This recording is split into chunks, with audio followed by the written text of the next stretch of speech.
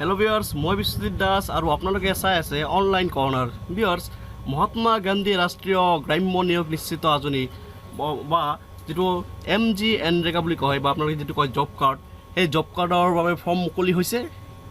আপোনালোকে MGNREGAৰ অধীনত কাম কৰক আৰু জীৱিকাৰ পৰিৱেশ সুৰক্ষিত কৰক আৰু প্ৰতিদিনে আপোনালোকে 215 টকালৈকে আয় কৰক। অসম চৰকাৰে পঞ্চায়ত আৰু গ্ৰামোন্নয়ন বিভাগৰ জৰিয়তে MGNREGAৰ অধীনত জব কাৰ্ডৰ মাধ্যমেৰে প্ৰতিটো ইচ্ছুক গ্ৰাম্য পৰিয়াললৈ বছৰত 100 দিনৰ কৰ্ম সংস্থাপন প্ৰদান কৰিব। আৰু ইয়াৰ অন্তৰ্ভুক্ত হ'ব কোন জানেনে?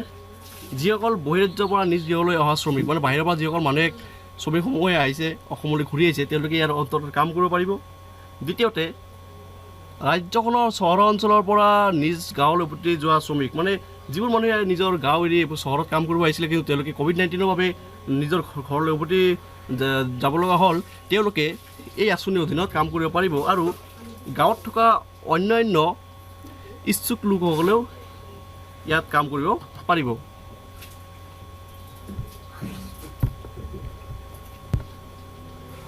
আপুনি এই কৰ্ম সংস্থাপনৰ বাবে আগ্ৰহী নেকি? যদি হয় তেন্তে পলম নকৰিব।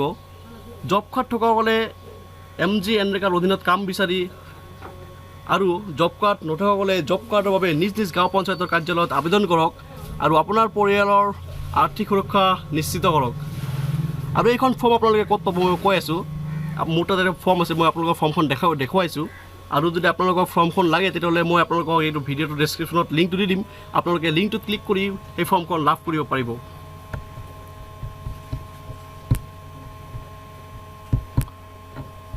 এইটো হৈছে আপোনাৰ জব কাৰ্ডৰ বাবে আবেদন কৰাৰ ফৰ্ম। চাওক, Annexure B1 বুলি লিখা আছে। ইয়াত পোনপ্ৰথমে আপোনালোকে কি কৰিব লাগিব চাওক। 1 নম্বৰ আপোনাৰ ইয়াতে চিৰিয়েল নম্বৰ, নাম লিখিব আপোনাৰ তাৰপিছত আপোনাৰ বয়স লিখিব। বয়স হৈছে আপোনাৰ লিংগ লিখিব। লিংগ মানে পুৰুষ নে মহিলা সেইটো লিখিব। ইয়াৰ পিছত যদি এজন মানুহে কাম কৰিব বিচাৰে পৰিয়ালত, এজনৰ দিব। যদি এজনকৈ অধিক পৰিয়ালৰ যদি আপোনাৰ যদি পৰিয়াল ডাঙৰ হয়, 2-3জন মানুহে কাম কৰিব বিচাৰে, তেতিয়াহ'লে তেওঁলোকৰ নামটো দি দিব। এটা নাম দিব, তাৰপিছত এজ দিব মানে বয়স, তাৰপিছত আপোনাৰ লিংগ দিব, পুৰুষ নে মহিলা, এনেকৈ দি যাব। দিয়াৰ পিছত আপোনাৰ 2 নম্বৰ আছে চাওক, নেম অফ ভিলেজ। আপোনাৰ গাঁওখনৰ নাম কি, আপোনাৰ গাঁওখনৰ নাম যিটো হয় সেইটো লিখি দিব। ইয়াৰ পিছত 3 নম্বৰত আছে আপোনাৰ নেম অফ গ্ৰাম পঞ্চায়ত। আপোনালোকৰ মানে কোনটো গাঁও পঞ্চায়ত আণ্ডাৰত আপোনালোকে হয়, মানে আপোনালোকৰ যিটো গাঁও পঞ্চায়ত সেই গাঁও পঞ্চায়তৰ নামটো ইয়াতে লিখিব। 4 নম্বৰত নেম অফ ব্লক। আপুনি কোনটো ব্লকত থাকে, আপুনি কোনটো ব্লকত পৰে, আপোনালোকৰ ব্লকৰ নাম কি, সেই ব্লকৰ নামটো ইয়াতে লিখিব। 5 নম্বৰ হৈছে আপোনাৰ SC ST IALR বেনিফিচিয়াৰী। আপুনি যিটো হয় SC ST যি মানুহ হয় তাতে ইয়াতে লিখি দিব। ইয়াৰ পিছত আপোনালোকে ইয়াতে চাওক, আপুনি যে ওপৰত যিখিনি তথ্য যে তথ্যবিলাক যে শুদ্ধ সেইটোৰ বা আপোনালোকে এটা স্পষ্টীকৰণ দিব লাগিব। সেইকাৰণে আপোনালোকে কি কৰিব, ইয়াতে আপুনি যিজন ব্যক্তিৰ আপুনি ইয়াতে নামটো দিছে তেওঁ তলত ইয়াতে চাইন কৰিব। যদি 2জনে এপ্লাই কৰিছে, 2জন মানুহে এটা ফৰ্মতে 2জন মানুহে চাইন কৰিব। চাওক, যিজন প্ৰাপ্তবয়স্ক ব্যক্তিয়ে মানে 18 বছৰ হোৱা ব্যক্তিয়ে কাম কৰিব বিচাৰে, তেওঁ ইয়াতে আপোনাৰ স্পেচিমেন ছিগনেচাৰ তেওঁৰ ছিগনেচাৰটো দিব। আৰু যদি ছিগনেচাৰ নোৱাৰে তেতিয়াহ'লে ইয়াতে নিজৰ হাতৰ বুঢ়া আঙুলি চাপ দিলেও হ'ব। এইটো ফৰ্ম আপোনালোকৰ যিটো ডাউনলোড কৰা লিংক সেইটো মই আপোনালোকক দি দিম। আপোনালোকে ভিডিঅ' ডেছক্ৰিপশ্যনত ক্লিক কৰাৰ পিছত এই ফৰ্মখন লাভ কৰিব। ইয়াৰ পিছত আপোনালোকে ইয়াক প্ৰিণ্ট কৰি ল'ব। আপোনালোকে মনত ৰাখিব, আবেদন কৰাৰ 7 দিনৰ ভিতৰত আপুনি জব কাৰ্ড লাভ কৰিব। এইটো আপোনাৰ মনত ৰাখিব কিন্তু আপুনি যদি আবেদন কৰিব তাৰ 7 দিনৰ ভিতৰত আপুনি জব কাৰ্ডটো পাব। দ্বিতীয়তে, এটা পৰিয়ালৰ বাবে এখনে জব কাৰ্ড দিয়া হয়।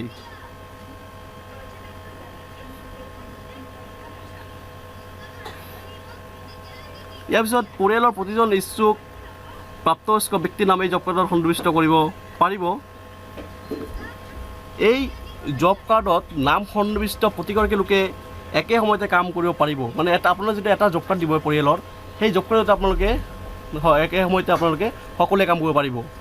এনেকুৱা নহয় বোলে আপোনাৰ নামত আপুনি বোলে 4জন মানুহে বোলে এপ্লাই কৰিছে জব কাৰ্ডত, 4জন মানুহৰ এজন ব্যক্তিৰ নামত মানে এটা কাৰ্ড দিছে, সেইকাৰণে আপোনাৰ নহয় যে এজন মানুহে কাম কৰিব পাৰিব। নহয়, যিকেইজনৰ নাম আছে সেইকেইজনে কাম কৰিব পাৰিব।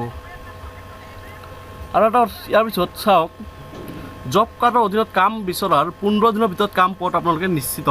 আপুনি যেতিয়া কাম বিচাৰিব 15 দিনৰ ভিতৰত আপোনালোকে আপোনাৰ কামটো নিশ্চিত দিব। আৰু কাম কৰাৰ 15 দিনৰ ভিতৰত মজুৰি লাভ কৰাটো নিশ্চিত। আপোনালোকে কাম কৰাৰ 15 দিনৰ পিছত আপোনাৰ হাজিৰা পইচাটো পাই যাব। ইয়াৰ পিছত আপোনাৰ জব কাৰ্ড কেৱল আপুনি ব্যৱহাৰ কৰিব পাৰিব। এনেকুৱা নহয় আপোনাৰ জব কাৰ্ড বোলে আপোনালোকে জব কাৰ্ড লৈ বেলেগ কাম কৰিছে, তেনেকৈ নহ'ব। এইটো আপুনি অকল আপুনিয়ে ব্যৱহাৰ কৰিব পাৰিব। ইয়াৰ পিছত আপোনাৰ জব কাৰ্ড আপোনাৰ লগতে ৰাখিব। এই জব কাৰ্ড আনে ব্যৱহাৰ কৰিব নোৱাৰিব। আপুনি বেলেগ মানুহক নিদিব জব কাৰ্ডটো, আপোনাৰ যি টকা আপোনাৰ তাতে ৰাখিব। আৰু আপোনাৰ একাউণ্টৰ পৰা অন্য লোকলৈ টকা উলিয়াবলৈ নিদিব। যে আপোনাৰ জব কাৰ্ড দিছে, আপুনি কাম কৰিছে, ইয়াৰ পিছত বোলে কোনোবাই সুধিছে দিয়ক পইচা আনি মই উঠাই লৈ আনিম, নে নহয়, আপুনি নিজে গৈ উঠাই আনিব।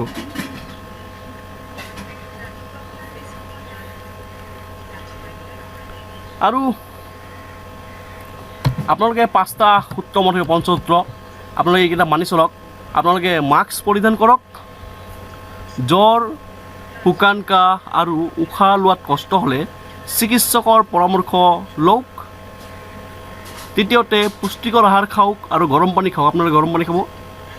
চাবোন চেনিটাইজাৰে সঘনাই হাত পৰিষ্কাৰ কৰক। আপোনালোকৰ পিছত আপোনালোকৰ হাতটো চাবোন বা এলকহলযুক্ত হেণ্ড চেনিটাইজাৰেৰে আপোনালোকে হাতটো ধুব।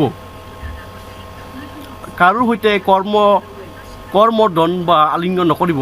আৰু যিকোনো ব্যক্তিৰ লগত কাম কৰাৰ সময়ত বা আপোনালোকে কথা পতাৰ সময়ত আপোনালোকে কমেও 2 গজ দূৰত্বত থাকি কথা পাতিব। ধন্যবাদ ভিউয়াৰ্ছ। যদি ভিডিঅ'টো ভাল লাগিছে লাইক, কমেণ্ট আৰু শ্বেয়াৰ কৰি দিব। আৰু যিসকলে নাজানে এতিয়ালৈকে যে জব কাৰ্ডৰ সময়ত তেওঁলোককো আপোনালোকে জনাই দিব। ভিডিঅ'টো ভাল লাগিলে লাইক, কমেণ্ট আৰু শ্বেয়াৰটো কৰিব আৰু ছাবস্ক্ৰাইব কৰিবলৈ কিন্তু নাপাহৰিব। ধন্যবাদ।